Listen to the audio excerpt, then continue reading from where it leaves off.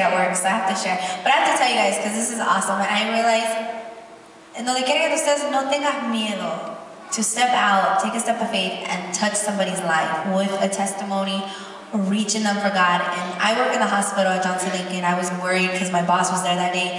Of all days, I'm like, Lord, but this lady, I was registering this lady yesterday at work, and I sensed she was broken just by her face. I could tell she had been crying. And so I was registering her, and I felt in my spirit God was telling me to speak to her. And I was registering her, and I'm like, Anne, I'm like, you've been broken. And I started telling her, I'm like, you're broken in your heart. I feel it.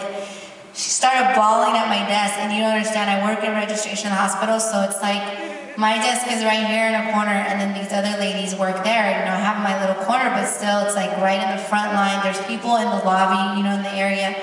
And, but she was bawling like intensely, like she just broke. And I was like, oh Lord, and then I told her, I'm like, Ellen, I'm like, I don't know what you've been through, but I can tell you that God is the answer to whatever you're going through. I'm like, I know that you're broken, I know that you're hurting. Well, she just started telling me, but aloud, like, una de esas americanas. And she's like, I've been married for 18 years, and she said that her husband of 18 years had cheated on her and had an affair with one of their neighbors who was her best friend, and she was just so broken and bawling. And I got out of my comfort zone on my desk, and I went and held her, and she was just bawling, and I told her that. And my other coworkers know I'm a Christian, so they just kind of, you know, but I just felt like in that moment, God covers you, you know, because you might think I'm at school, I'm at work, what if my teacher's around, or what if a coworker, or what if somebody sees you, but you don't know whose life you're touching and who's listening to you. And so I was just praying with her, and I told her, I'm like, you know, God is your solution. And I was like, man will always fail you, but God will never fail you.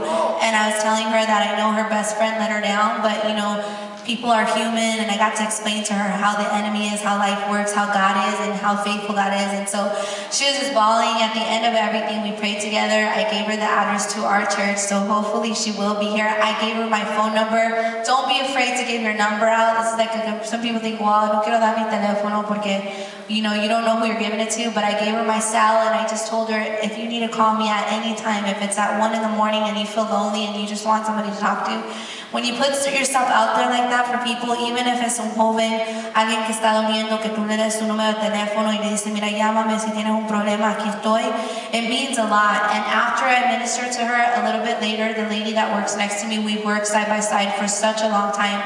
And she's not a Christian, but she told me her husband has cancer, and she's going through all these things, and I didn't even know. And she was like, can you please pray for my husband too? So God just like, it was awesome right there at work.